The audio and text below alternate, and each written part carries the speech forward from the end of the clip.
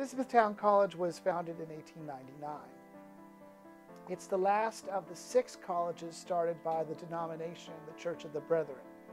So we could really say that the college was founded between 1897 and 1899. By the time the college actually was created, it is 1899. The college was created by the Church of the Brethren, which is one of the Anabaptist denominations. Anabaptist, or also known as the Historic Peace Churches. So we have the Amish, we have the Mennonites, we have the Church of the Brethren, and several other denominations that go by the term Brethren that are related. The Church of the Brethren in Lancaster County was primarily focused on the Ephrata area. After the Civil War, there was a movement of Brethren people to Elizabethtown.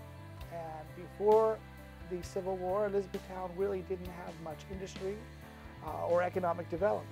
The Brethren established and controlled all the banks, provided all the capital, started all of the industries, and eventually saw a need for an institution of higher education, particularly for members of the Church of the Brethren. In fact, the college was not started by the Church of the Brethren initially. It was started by the business leaders and the bankers who were Brethren. And you actually had to purchase a subscription. And this was an opportunity to make money. The stockholders were really in charge of the school. And this was to get an educated workforce to go and work in the local industries and teach in the local schools. So that's a very interesting thing that many people do not understand until World War I, and the issue of conscription became an issue. And so now the church wanted to control the school, and gladly the Board of Trustees turned the school over to the church, because now the emphasis was the church protecting the conscientious objector from conscription.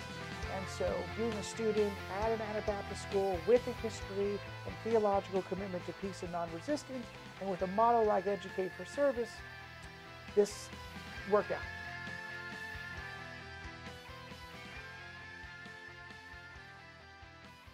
Buildings on this campus are not named for major donors or corporations. These buildings were erected by funds from the alumni and the students and members of the Church of the Brethren. Then they got together and decided which faculty members, which presidents of the college, which leaders in the Church of the Brethren impacted them, mentored them. We have a huge emphasis at the college on mentoring. But I think we walk around this campus and we say, that's the name of someone who established our curriculum, who built this institution. This school has had in its past times where the enrollment was very low, where the endowment was non-existent, where there was very little money coming in. And yet people were committed to the college, and they stayed in the college, and they were not here for the money, and they were not here for any other reason than we didn't start this thing for it to fail, so we're going to make those sacrifices for it to continue. And I think that idea of sacrifice is consistent with educate for service. The early leaders really felt that their commitment to this college was an act of service. I think they would be very impressed that we have such a diverse group of people from various religions, various ideologies, various ethnicities and races, various socioeconomic backgrounds, various geographic locations, and all of them, for the most part, have chosen to be here because they have been attracted to those values and that mission that the founders established, and that now, more than in the past, we are committed to those ideals.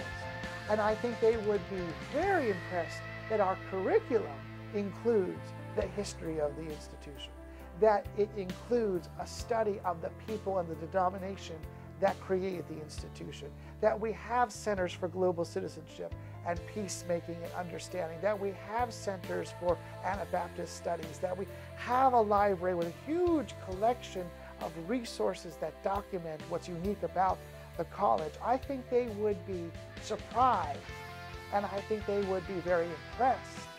And I think they would find that many people who are not from a Brethren background have actually embraced the values and ideas in a way that many people who were from the background maybe took for granted.